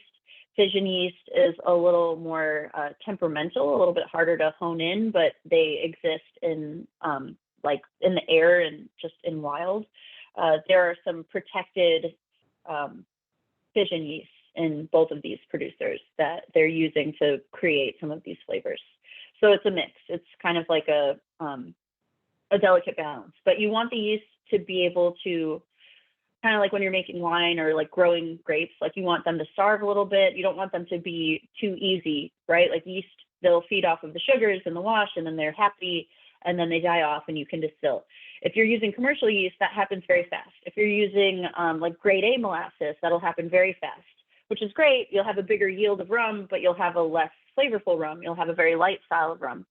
So ultimately the goal with Jamaican producers in general, but these, old school production specifically, they want their yeast to struggle a little bit And so they're dialing in all of those factors. But it's multiple different yeasts, all wild yeast, but different kinds, budding, fission, etc. The fission yeast here in Jamaica is just Schizo Saccharomyces. Saccharomyces is like the standard, but Schizo is more interesting. And that is a science for a distiller. I don't have like the exact recipes or like how to do it, but it has to be watched. Our producer in Barbados, our fermentation manager, Dario, he likes to think of the yeast as babies, and you have to like take care of them. Sometimes they're sick or they're not feeding enough, and if they slow down too much, then they die, right? But maybe your wash is ready to be distilled. Maybe it's not going to impart the flavors that you want it to impart. So it's just like a test. That's why when we see these fermentation times, it's like 1 week, could be a week, could be a week and a half. Fermenters would never, they don't look at things like this. They would never be like, oh yeah, it's exactly 1 week. Like it's not like baking. It's not like, okay, it's been exactly 7 days, put it in the still. Everything is dependent on how the yeast is behaving. But the reason why it's more supercharged in Jamaica is, like, you know, those are exacting decisions about fermentation lengths, what they're using for fermenters, right? Wooden fermenters, which have their own kind of like natural bacteria building up over years and years that they don't get thrown out. I mean, some of these fermenters are made out of cedar. They've been around for like 70 years. So it's not a stainless steel. It's not an exact science the way we think of baking, but it is an exact science in the way that it has to be measured, has to be maintained, and constantly tested. Sounds a lot along the lines of the Belgian lambic beer production. Mm-hmm. Yeah.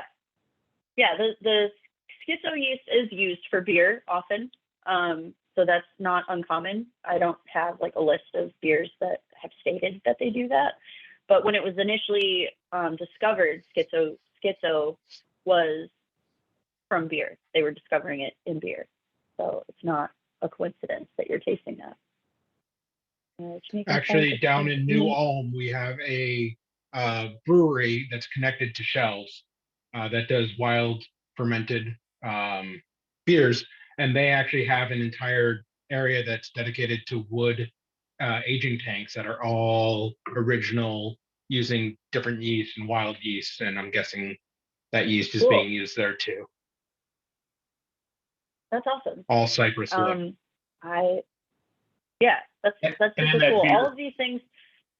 In that Belgian beer market, it's also unique that the walls of those breweries actually absorb those yeast. So even if they were to move a vat or change, they'd never be able to replicate that taste again because of that Right. the length of those tanks. Right, Chuck. I missed the name of missed the name of the yeast. Which one? Which one was it? Because I can kind of talk to what we use at Shells. Yeah, you can just ask them fission versus budding. Budding is the standard yeast. That would be like the commercial yeast, and Schizo qualifies as a fission yeast. But that's Joe, who was talking, actually works for Shells. He works for them. Cool. So yeah, we use a mixture. We use a mixture of lacto and Brett. I don't know which ones Jace initially inoculated the barrels or the fooders with, but I guess I could take a look and find out. Yeah, budding is the most common type of yeast used for all products because it's easier to dial in. It's easier to control. It feeds very fast and it grows very fast and is very efficient. So it's common that people use that, but it's not the only way, obviously. It is like sourdough, similarly. Cool. Fun. Do we like this rum? I like it. I love it. It's my favorite so far. The orange really works well with the esters that come off and the flavors that this rum is producing for me. I Yeah, think I lean agreed. away from And the, it's not sweet. Not like, I tend to lean away from the Jamaicans. I go towards the Barbados ones just because of that funk. it's still present for sure. It has that, a little bit of that hay. It's getting up there. There's definitely some of that like hay kind of savory, Yeah. not to be confused with like the barnyardy terms of wine, but it's present. And yeah, it is an acquired taste. It's also just not for everybody. You know, I like rum because I think there is a rum for everybody, and if Jamaica's not your bag, that's okay. Lots of other rums made all over the world. We'll find one. Then we go to Guyana. There we go. These are pics of Guyana. This is the dark, Guyana. the dark green. Oh, green. Yeah, the dark Solid green blue, sticker. but green works. Yeah.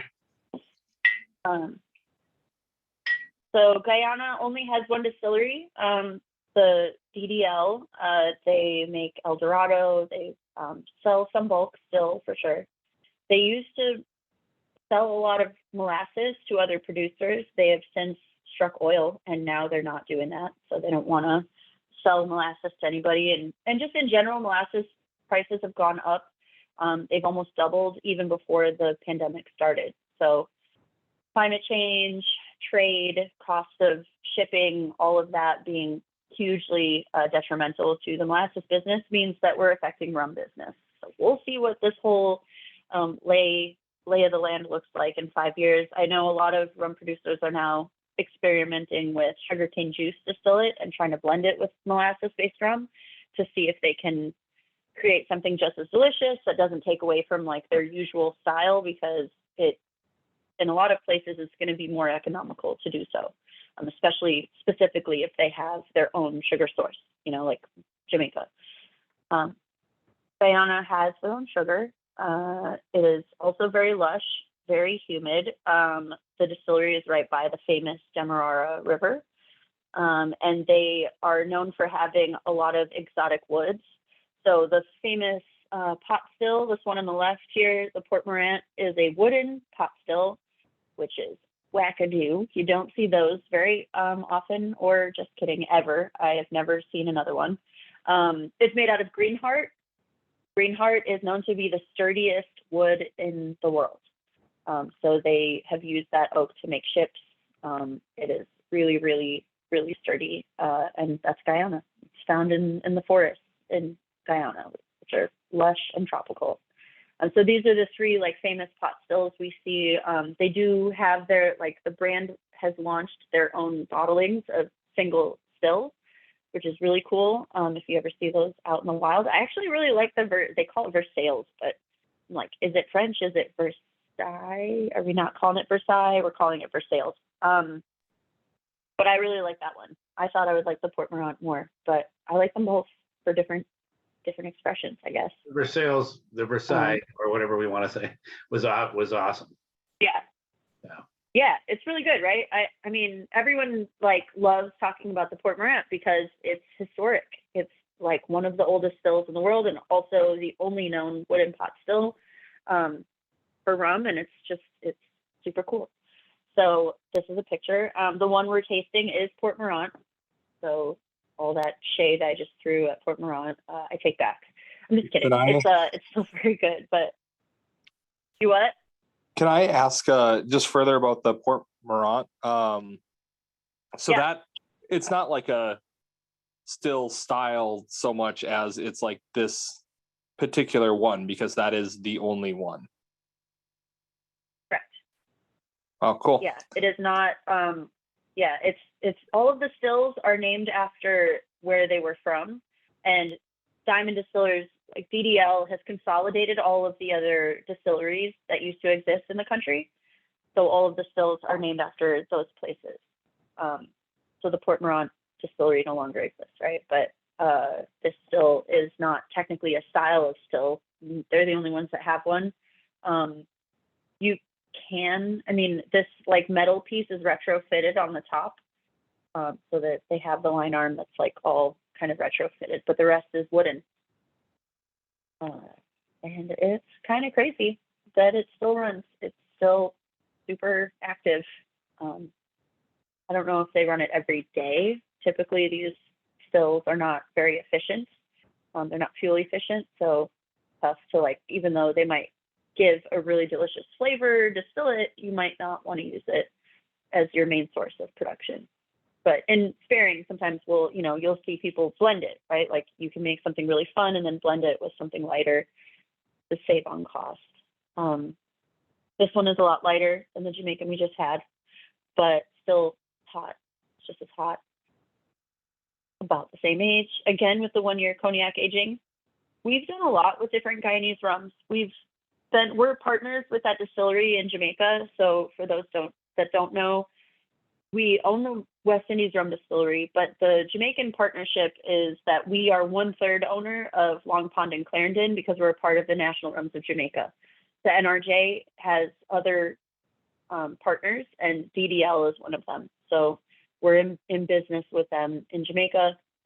We love showing off their rum along with our own. So we're always going to have Guyana, Jamaica, Barbados. But certainly we're going to keep relationships with all the other partners where we find really great rum. And Guyana has some great, great rum.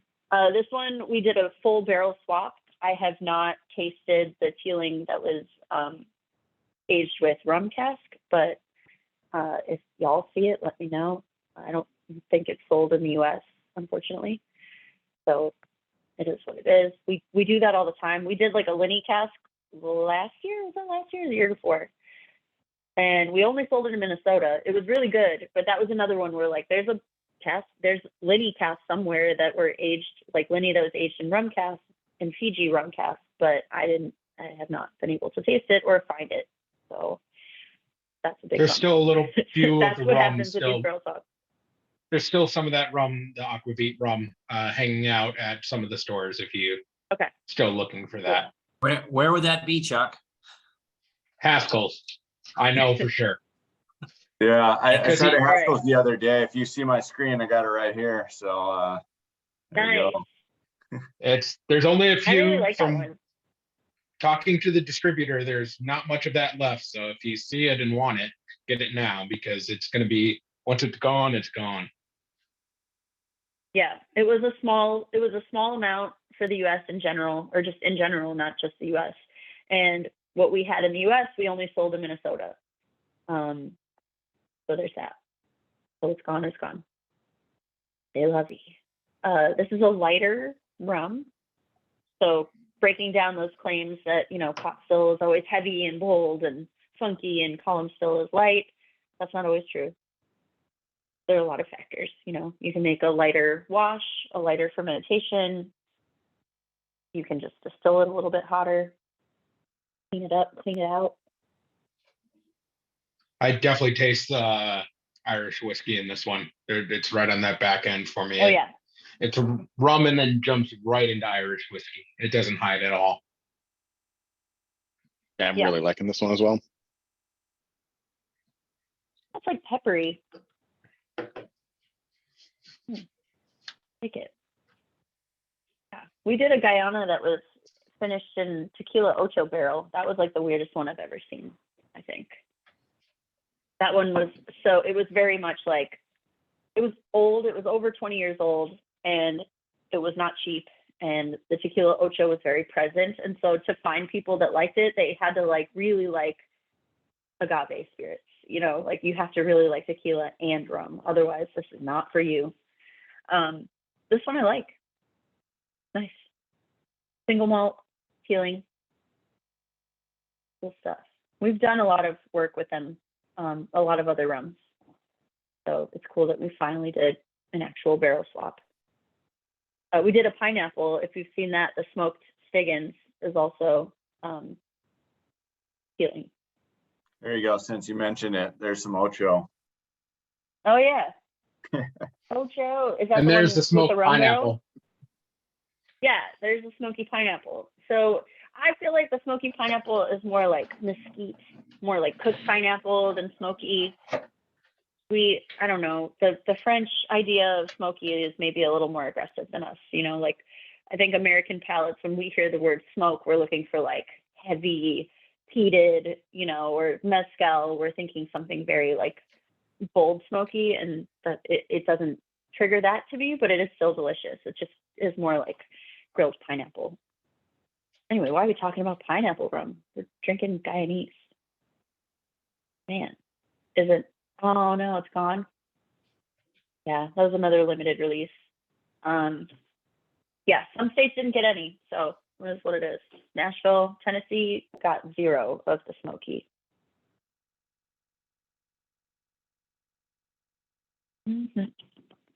Yeah, I like it. All right, last but not least, I love Fijian rum. We have partnered with this distillery a couple times. There's Liam Costello. He's the distiller, master blender for Fiji, for Rumco of Fiji. And there's only one distillery there. Alexandre has done some bottlings with them before. We did a couple single vintages previously, and then we partnered up on the Isle of Fiji, which is a young blend. But Liam wanted to show off Fijian rum in a bigger way than what he had access to. Like, they don't have really great distribution globally. And I've seen some of their bottles, like a little bit in the West Coast. I don't really see a lot of their brands, but they have 2 brands they do distribute, just not as far and wide. So they wanted to come up with a blend, come up with something really tasty, and the Isle of Fiji was born. I think it's great. We're still going to do all kinds of other rums with them. We had vintage come out last year and the year before, so we're going to keep up the single vintages with Fiji and see where that goes in the future. But it's a really fun distillery. They have their own sugar, so that's a fun fact about their production, is that they have all their own sugar, all their own molasses, and it is all certified fair trade. So that's cool. Most of the people that work at the distillery there have been there, and their parents have been employed there for decades and decades. So it's cool that like it's just a community style. I like those shirts. I'm gonna get one of those shirts. The 2 different styles of production, they characterize as skeleton and flesh. So the skeleton is the column still, flesh is the pot still. They have 2 different pot stills. They are like Jamaican style, double retort pot stills, and then they have the 3 column still to make something lighter, should they need it. They also do not use petrol or gas, which is classic, like old school method, very distinct. They're not doing that in the Caribbean. It's pretty dangerous actually, but you know, do what you got to do. Everyone's got their own way.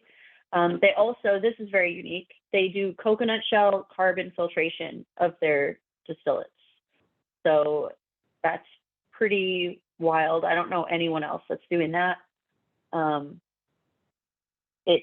think it does kind of change the flavor of it. I think it has like this kind of rounder, kind of softer integration. Like it doesn't, I don't know. I can't tell. I mean, I haven't had a Fijian rum that wasn't coconut shell carbon filtered, so I don't know if like it's the filtration style or if it's just Fiji rum. And, you know, I guess maybe someday I'll taste the difference. I haven't had like a raw distillate off the still because I have not yet been, but it's on the list. Just very far. So they're making their own away. charcoal. Yeah. That's amazing. Yeah. It's pretty, and you know, I mean, it makes sense, right? Like you could purchase, they have a lot of coconut, or you could purchase charcoal. You could do like an outside source, but you know, we think of these islands, like resources are tight, and sometimes you just make do with what you have. You try to come up with a solution that is local and sustainable, that maybe supports your neighbors, supports some other like agricultural business on the island, like keep it in house. So it makes sense. I just don't know anyone else doing it. Pretty cool. Yeah, very different. Are we tasting this one already? Anywho, so Roselier is a French whiskey producer. They are in full control of all of their production. They make all their own agriculture. They grow their own barley, and they're making a really interesting whiskey. and we wanted to use a little bit of that in this Fiji. When we've done Fiji like single cask before, it's usually something that can hold up, right? Like Fiji rum is pretty strong on its own, especially if it has more pot still in the blend than column still. It can shine through the same way Guyana and Jamaica can really like cut through and still have their like signature style, no matter what the cask finish. I think this one is similarly strong, bold. But this French whiskey, it's nice. I don't know. It's a good thing. I tried it a couple months ago. Nice revisit.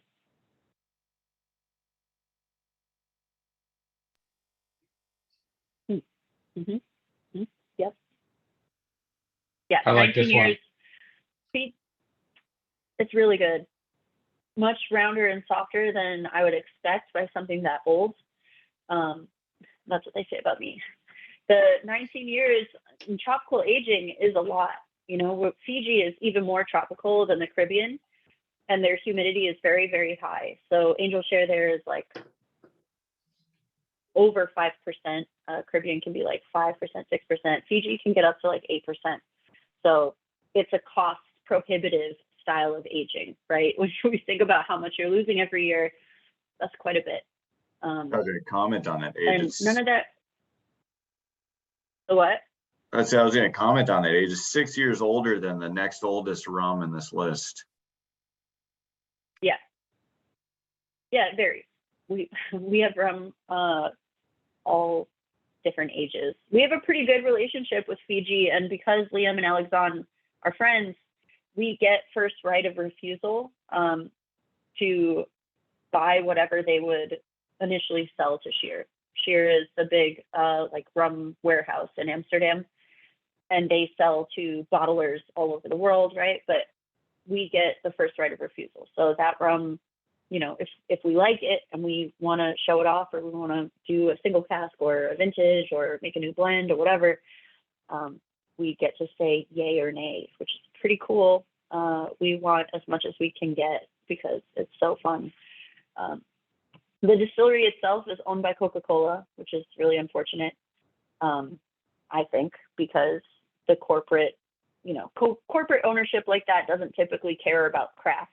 You know, they're not like in there giving them a lot of autonomy to like do things however they want to do.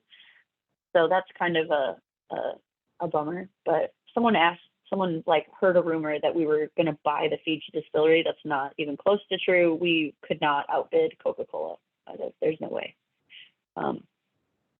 But yeah, the rum is great. So for now, we just get to bask in the glory of Fiji rum from afar. Unless anyone's been there. It's so far. I've looked at flights a couple of times. It's like 3 flights minimum. Really long travel day. It would take like at least 24 hours to get there. And it's on my list. You know, I feel like I have to go. We have so much Fiji rum. You know, twist my On arm. my list also. I'm doing Tahiti next year. I was looking at Fiji too.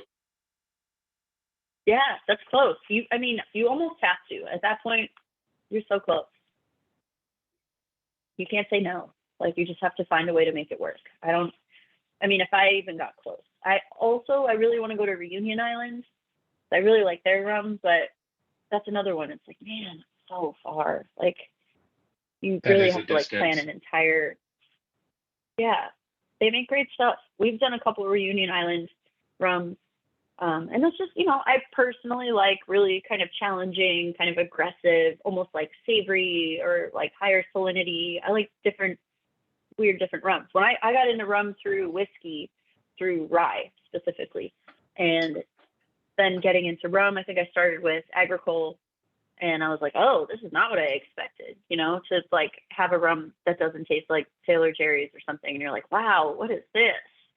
And from there, the rest is history. But such a fun category. There's like if you're looking for a reason to drink, just get into rum. There's like, oh, look, I'm not over drinking. I'm just exploring. I'm just trying new rum. There's like rum from I have so much work to do. I'm just kidding. I'm also not condoning over imbibing. Please be responsible with all of your imbibing. Disclaimer. Adrienne, have you So, tried that? that's Have you Fiji. tried Grogay? Have you tried the So, which Grogay one? stuff? Grogay? Oh I believe yeah, that's- yeah, I have. I saw them at I saw the producers at a rum festival in France, and it was super cool. Like I mean, they do cool stuff too. Very small production, but I mean, yeah, that's another one. Like, man, Yeah, where? yeah, it's just if I could challenging. It's kind of a challenging kind of rum based thing. It was super weird, but I bought it. So Mhm. Yeah, I feel that way about. I mean, it's just also fun because it's unique. Like every producer has their own style. Every country has their own style, even within that. So, like, you know, we talk about Claren and Haitian rum. That's a totally different thing, and they don't all taste the same, but they all taste like Claren. And there's like a unifying style, even outside of the fact that like some are using sugarcane juice to distill it, some are using syrup. Like it varies. There's like Privateer Minnesota Rum Club selection. Drinks like rye. I do. I mean, I'm sure I would. I love rye. I don't drink whiskey really almost ever anymore because I just have too much rum to get through. But you know, it's still near and dear.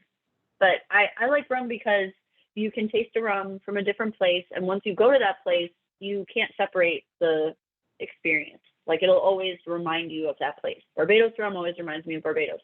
Jamaican rum, same. Like I want to keep going back to that place. So I don't find that in a lot of other spirit categories. I don't find that in whiskey. As much as I love it, it never makes me think of Kentucky. You know, maybe it reminds me of like where I was in my life when I was drinking a lot of whiskey. That's, you know, could be a pleasant memory.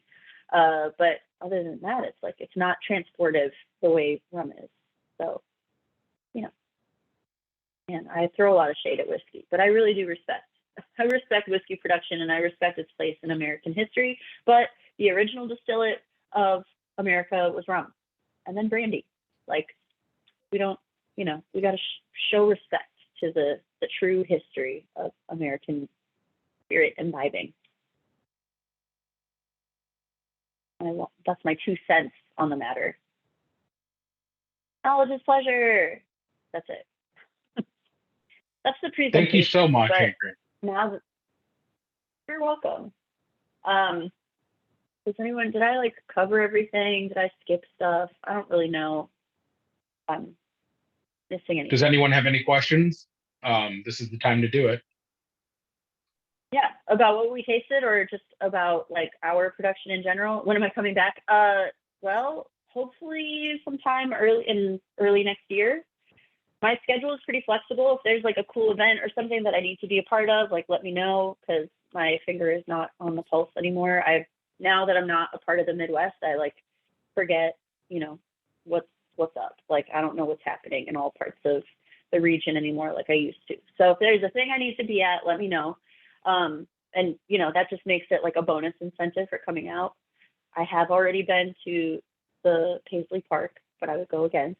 And that's about it. I have a lot of, you know, because I'm at the distillery a lot, I'm always bringing back really fun things like distillates. Some of them are experiments. Some of them are not technically finished products, but blending agents, not unlike, you know, the high marks of Jamaica. We also have some funky stuff in Barbados. So we're, you know, moving and shaking. We got some high ester rum that's aged, that's like two years. So it's cool to show that stuff off and share it with people who actually really care about it. And that's my job, which is pretty cool. We can definitely set something up. If there's a time you need me to come out, yeah, just keep me posted. Like, it's flexible. I have, you know, February is a lot of rum stuff in Florida for the Rum Congress, but there's no other like big events in end of February. March is still kind of piecing together. So if there's like a, you know, maybe I could just make it a whole Midwest thing, or like Let's do something in March. I'll email you and we can set something up and get something started for March, because I'm looking for March dates already. Yeah, we can throw a party. We can do, you know, do an event, maybe do like I like doing rum shop parties. I know it's technically illegal in most states, but like the style in Barbados is to like serve, when you go to a bar, when will these be available? Which one? The ones Roy- we just tasted? Roy, Yeah. all these should be out right now. The locations for each one of them are on the list right there. So they were distributed starting about a week ago now. So Okay, every one of them we should were be out looking on online. shelf. We just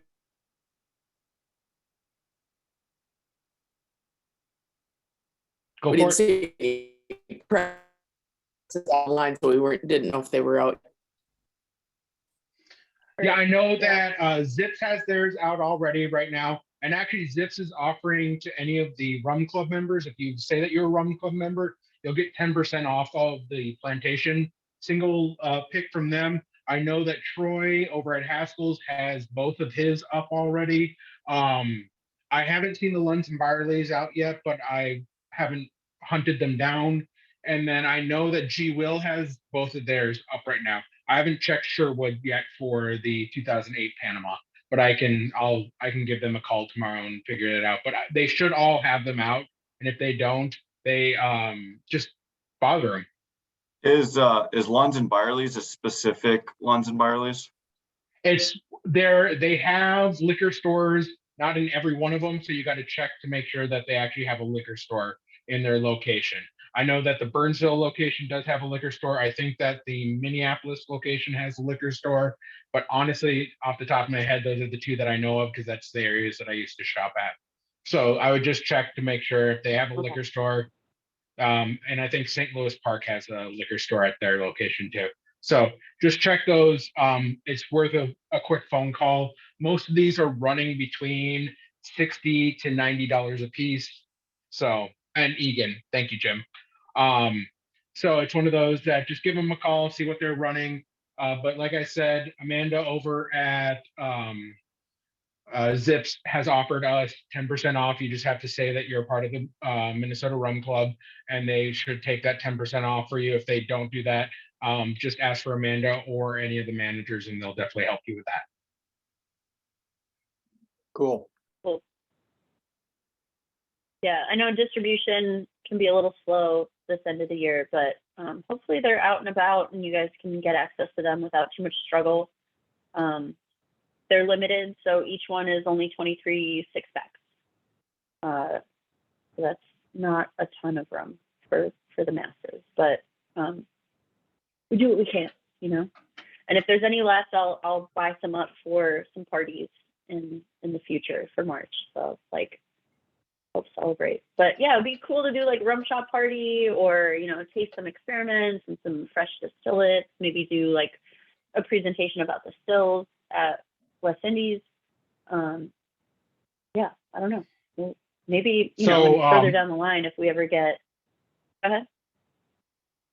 Brian, one of the people on the phone call here, is actually the bar manager for two of our restaurants here, and they're talking about hosting a party in March, first week of March. So I think that would be a great way to have you come out. They did a big whiskey event, and they want to do a big rum event. So I think that's something that everyone here is now just hearing about, but that's something that we've been talking about. Yeah. So it would be great to have you come out. We can definitely discuss that further on. Yeah, sounds good. And you know, it doesn't have to be just like my brands. If there are other brands to like join in the party, like I'm down. Like, I'm not Sounds gonna awesome.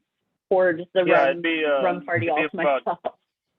It's probably going to be about over 80, 85 rums and then like a full luau barbecue buffet and everything like that. So Cool. It'll be fun. It'll be a big event. Yeah, let's do it. Wow, I love it. Okay.